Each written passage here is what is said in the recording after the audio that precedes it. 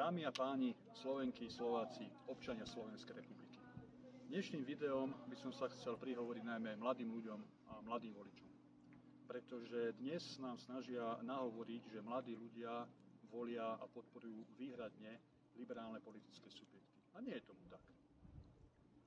Chcú nám všetkým nahovoriť, že mladí nepodporujú slovenských vlastencov, lebo už to nie je údajne v móde.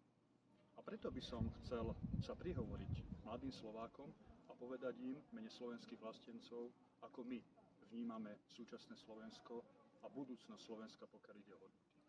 Viete, dievčatá a chlapci, byť moderný neznamená, že musíme žiť podľa zvrátených ideológií typu LGBTI a agent typu multikulty.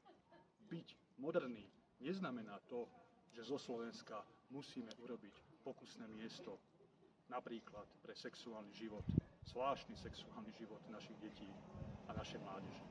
My, slovenskí vlastenci, hovoríme áno, Slovensko musí byť moderným štátom.